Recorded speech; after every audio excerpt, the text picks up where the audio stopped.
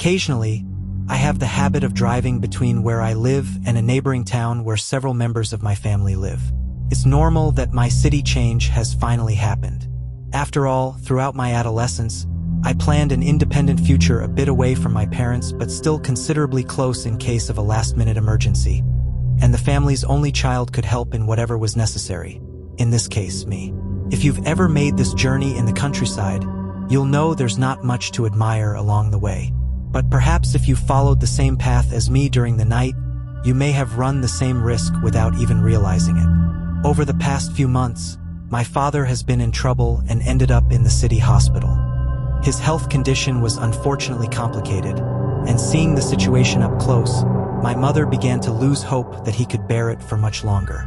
She decided to call me to inform me about what was actually happening. After the call and realizing the weak and discouraged tone of my dear mother's voice, I realized that I had to be there as soon as possible and take advantage of my father's last moments of life. That's how I started my night journey, something I always wanted to avoid, considering that during all these comings and goings, I had seen enough dead animals on the roadside to know that they had the strange custom of jumping in front of cars at completely inappropriate times. Knowing this, I kept an eye out and made sure to be extremely cautious on the track because I doubted my old car's ability to withstand any impact. After about 10 minutes of driving, I realized that I was the only vehicle on the road. I didn't know how long it had been like this, but it was a bit disturbing, to say the least. Although normal considering the fact that it was a weekday night and other people would probably be resting to work the next day. Midway through, I noticed something else, a speed limit sign approaching. There were usually 80 kilometers per hour signs there, but this time it wasn't the case. The sign said, "Speed limit. None. Minimum 100 kilometers per hour. I was definitely seeing things.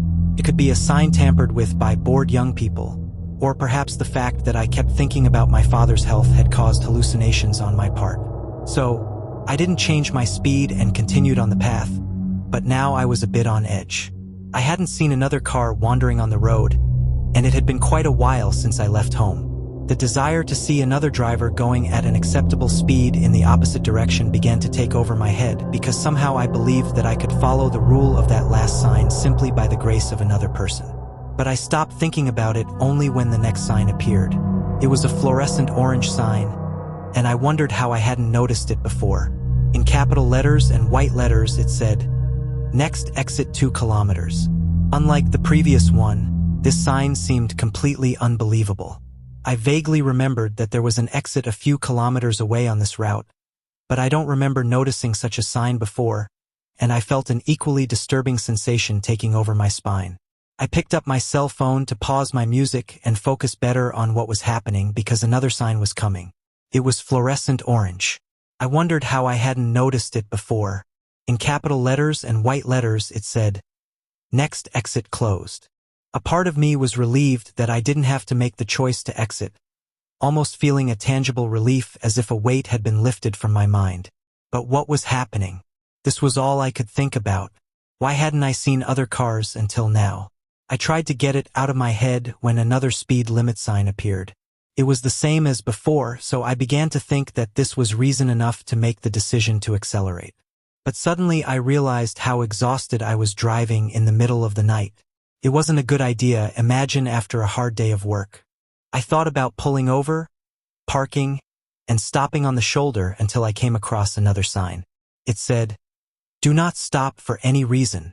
At that moment, I had my first deep sense of fear. I had never seen a sign like that in all the times I had gone to my family's city. Surely I would have noticed how someone would put such a sign on the highway. It wasn't possible. This was definitely some kind of scam that criminals must be pulling on drivers at night. But thinking about it, if that were the case, what was the point of a sign informing drivers not to stop? If it were to rob, surely the sign would say the opposite. I accelerated even more and ran without stopping, having no notion of how much time had passed or even where I was. My watch was working, but I couldn't remember when I left home or what time it was. 5 minutes ago, I was driving for what seemed like an eternity, trying all the time to divert my gaze from the signs as I approached them, but I couldn't, and they only made things worse. The next one said, "Do not stop. Anomalies ahead." Indignantly, I questioned how this was possible, feeling the panic taking over me. Then I read another sign in intimidating red letters. "Do not stop. No, no, no, no," I said to myself. At this point, I realized that my music was too loud. And how did this song end up on my playlist? Sometimes it feels like someone is watching me. Then, in a matter of seconds, I remembered that I had turned off my music minutes before. I looked from the road to my cell phone and from my cell phone to the rearview mirror, and there, shrinking as I accelerated away, was the silhouette of a man with very long arms and holes that led directly to where his eyes should be. I watched until I could no longer, until he approached to the point of being only centimeters behind me. Believing I was losing my sanity, I turned my eyes back to the road, and out of nowhere, a woman appeared. Out of nowhere, in front of my car.